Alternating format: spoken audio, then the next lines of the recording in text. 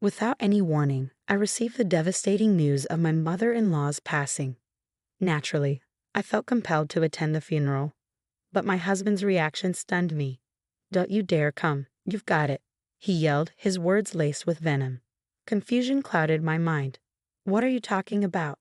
She's passed away. What kind of daughter-in-law wouldn't go to the funeral?"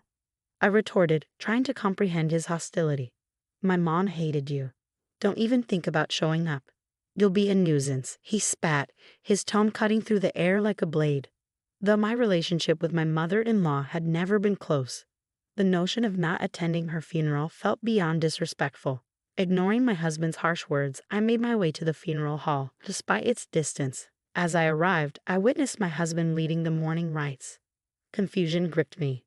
"Wait, what's going on here? Whose funeral is this?" I demanded, my heart pounding with unease. What followed shattered my reality, revealing a truth too shocking to fathom. "My name is Sophia. I'm 30 years old, married to William for 3 years. But our once great relationship now teeters on the brink of collapse. The root of our troubles lies in my husband's unilateral decision-making. When we married, he insisted I become a housewife, abandoning my job. Initially, this arrangement seemed fine, but cracks soon emerged. In our second year of marriage, my living expenses were drastically slashed from $11,000 to a mere $500 per month. "William, $500 is impossible. I cover rent, you handle utilities and groceries," I reasoned, struggling to make ends meet. But he remained obstinate, leaving me no choice but to stretch every penny. However, with William's hearty appetite, even basics became luxuries. Watching my savings dwindle, panic set in. What would happen when my account hit zero? With no sign of an increased budget, I knew I had to take action. Despite the challenges, I resolved to return to work, even if only part-time. I should be able to generate an extra income of between $800 to $900 a month. That additional money would undoubtedly alleviate some of our financial strain. That evening, I broached the topic with my husband, hoping for his support. His reaction was immediate and harsh. "Work? You can't be serious." "No way," he scoffed, recoiling at the suggestion. "Why not? This would give us some breathing room. If life is tough, it's because you're bad at budgeting." "It's your fault," I countered, frustration creeping into my voice. "I've done all I can, but life is still hard. That's why I've been considering other options," I continued, my resolve hardening. "Playing the victim, huh? You can't live because of me? How dare you even say that?" he retorted dismissively, his words stoking the flames of my anger. Before I knew it, I was unleashing my pent-up emotions, my voice rising louder than I had ever intended. "Enough is enough. You're the one who wanted me to be a housewife. Since when does yelling solve anything? I just want you to understand," I pleaded, my desperation palpable. "How can anyone make ends meet with just $500? Shut up. Stop blaming others. Think of something else, you loser," he shot back, his words a cruel blow. With a final contemptuous shove, he stormed out of the room, leaving me crumpled on the floor, tears streaming down my face. Why is this happening? All I wanted was a peaceful married life. I sobbed, the weight of our struggles crushing me. The need to confide in someone gnawed at me, but my parents lived too far away, and visiting them was no easy feat. My in-laws, though closer, were estranged, their relationship with my husband strained. As for my former coworkers and friends, distance and circumstance had created an insurmountable divide. Alone and afraid, I found myself trapped in a marriage filled with uncertainty. Yet, amidst the chaos, a glimmer of hope emerged. My husband's absence grew more pronounced as he threw himself into work, leaving me to navigate our strained relationship alone. With fewer mouths to feed and less need for groceries, I found solace in the simplicity of our dwindling provisions. And as the boundaries of my confinement blurred, I seized the opportunity to carve out a path of my own, reclaiming my independence as I began to work from home. Now making about $700 a month, I found myself embracing a more independent lifestyle, especially during my husband's frequent absences. This pattern has persisted for roughly a year. Recently, his work commitments have intensified, leaving him little time at home. And when he does return, his demeanor has grown increasingly hostile, punctuated by harsh words and insults. To compound matters, he stopped providing any financial support for our living expenses. Then, one fateful day, an unexpected event unfolded. Upon his return from work, my husband appeared visibly shaken. Without preamble, he announced, "My mom is dead." Stunned, I struggled to comprehend his words.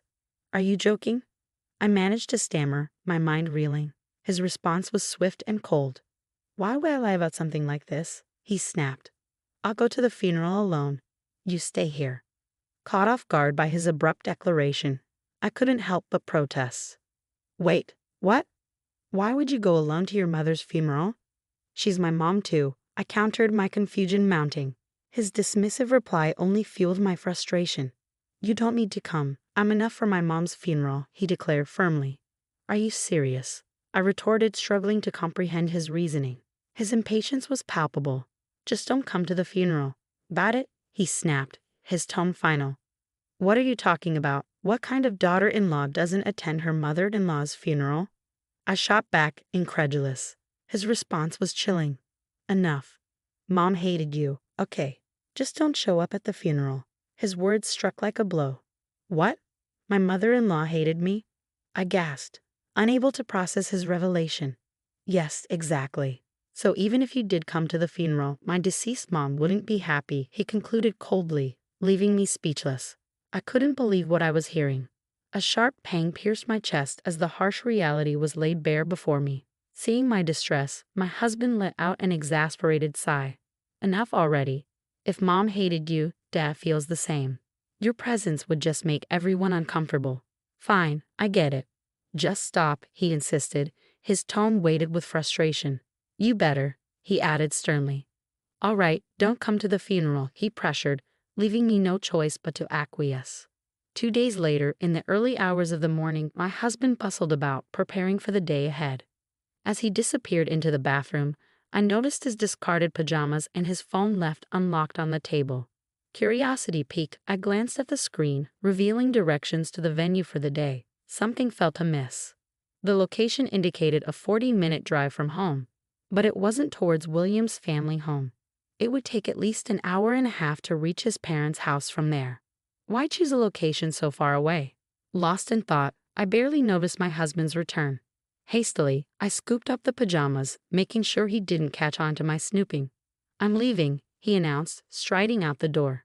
Still unsettled by the discrepancy, I decided to attend my mother-in-law's funeral, dressed in somber attire. Upon arrival, my suspicions only grew.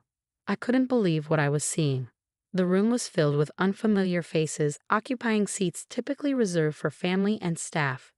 And there was my husband, standing at the front, delivering a speech as the chief mourner. "Thank you all for gathering here today in honor of my wife," he began, his voice thick with emotion. "What is this?" I thought, my mind reeling. Riley was William's wife. William, shedding tears, played the role of the grieving husband convincingly. Normally, I would have confronted him immediately, but the solemnity of the moment held me back. Then, I overheard a conversation from some women seated behind me. "Did you hear? The chief mourner is divorced." "Really?" He seemed so steady. "Yeah, his previous wife was a handful, you know. Apparently, she left him with a huge debt. A debt that's troublesome. Finally, she left. The divorce papers and all. He met his current wife soon after, even knowing she was sick and wouldn't live long. They got married because they were in love. So it's a love story, huh?" The truth hit me like a tidal wave. I had never left. Anger surged within me as I realized the narrative had been twisted. I had to confirm it once more. Upon checking, I discovered that our divorce had indeed been finalized about 6 months ago. My husband must have met his now ailing wife soon after and hastily married her. The reason for his frequent absences became painfully clear. He was living a new life with her. Connecting the dots, my anger reached its boiling point. He had erased me from the family register and married another woman behind my back. Enough with the insults already. "Will," I seethed silently. "This is it. I've had enough." With revenge burning in my heart, I hailed a taxi and made my way straight to my mother-in-law's place. I directed the driver to the place I suspected she'd be, navigating from memory as best as I could. Miraculously, we arrived without incident. Pressing the doorbell, I greeted my lively mother-in-law with a cheerful hello. Her eyes widened in surprise as she laid eyes on me. "Oh, my Sophia, is that you? It's been such a long time," she exclaimed warmly. "Mother-in-law, you look well." "You look good too," I replied with a small smile. "Sophia, what brings you here?" she inquired, curiosity evident in her voice. "I came unannounced, but there's something urgent I need to talk to you about," I confessed, my tone serious. "Something you have to tell me." And so I poured out my heart to my mother-in-law, recounting every detail of the mistreatment I endured from her son. I shared how I struggled to make ends meet, how he had already divorced me without my knowledge, and how his actions left me broken. Tears welled up as I spoke, and soon I found myself sobbing uncontrollably. My mother-in-law gently rubbed my back, offering solace in her touch. "Sophia, I'm so sorry you've had to go through all this. My idiot son, please forgive me," she pleaded, her voice laced with remorse. "It's okay. I should apologize for showing up and burdening you with this," I replied, attempting to regain composure. "Why didn't you come to me sooner?" she asked, genuine concern evident in her eyes. "William told me you didn't like me." Suddenly, realization dawned on me. My mother-in-law and I had been deliberately kept apart. My husband likely feared our bond, especially if it threatened his schemes.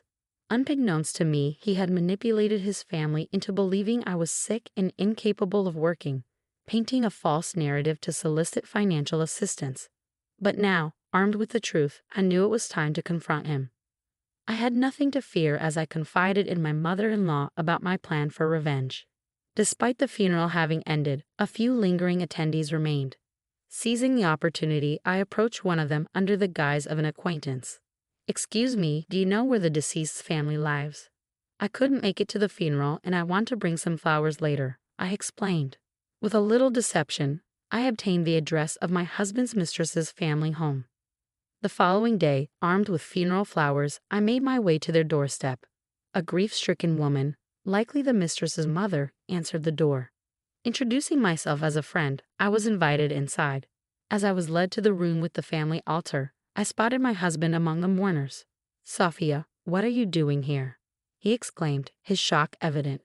Before he could react, I disclosed the truth. "I'm sorry for lying. I am this man's ex-wife," I declared, facing his stunned expression. "Ex-wife? Why would you be here?" he sputtered, clearly taken aback. "Your daughter and I were both deceived by this man. I found out just yesterday at Riley's funeral that I was divorced," I continued, my voice trembling with anger. As Riley's father demanded an explanation, the atmosphere shifted drastically. William's face paled under the weight of his wrongdoing. Emboldened by their support, I confronted him further, demanding accountability. Just then, the doorbell rang, and Riley's mother returned with my mother-in-law in tow. As my mother-in-law berated him, William's facade crumbled. It turned out that he had not only lied about needing money for Riley, but had also gambled away the borrowed funds. In the end, he was expelled from Riley's home and faced legal consequences. Ignoring his tearful pleas, justice was served. As I turned my back with my mother-in-law and began to walk away, a desperate voice called out from behind me. "Kindly wait," he pleaded. Slowly, I turned around to face him. "What, Sophia? I'm really sorry. Can we start over?" he implored, his tone filled with desperation. "Excuse me, if you don't help, I'll be sued," he added urgently. "Don't worry, I plan on suing you too," I responded firmly, my resolve unwavering. "What?" he exclaimed, taken aback by my declaration. "Yes, I've already made up my mind. After all the unjust treatment and being served with fake divorce papers, I'll sue you through a lawyer. Please forgive me," he pleaded, his voice tinged with remorse. Fuming, I unleashed my pent-up feelings on him. "Do you think saying sorry will make everything okay? Do you even understand what you've done?" I demanded, my anger palpable. "Filing for divorce without telling me is a legal issue, you know. Your apologies are worthless because you've been lying and asking for financial support, utterly worthless," I continued, my voice laced with disdain. "Sophia, wait, please," he pleaded, but I silenced him with a stern look. "Quiet. Do you have any idea how many people you've hurt with your actions? What you've done isn't easily forgivable. Even a lifetime of making amends won't be enough. So from now on, stay out of my life. If you show up again, I won't hesitate to ruin you," I warned, my tone final. As my mother-in-law's hand touched my back, her warmth almost brought me to tears. Afterwards, William ended up paying back the $10,000 he borrowed from Riley's father in one lump sum. Additionally, he had to pay me alimony and a fine for forgery. His salary was never that high to begin with, and the financial hit seemed to hurt him quite a bit. He had to go into debt to pay the alimony, and now he's even receiving collection calls at work. It's only a matter of time before he loses his job. As for me, I returned to my old job immediately after the divorce. Now I'm living in an apartment near my workplace and enjoying peaceful days. Since then, I've been meeting with my mother-in-law regularly, updating each other on our lives. I feel our relationship has deepened even more after the divorce. My mother-in-law stood by me as we took our stand against her own son. I plan to cherish her as a second mother from here on out.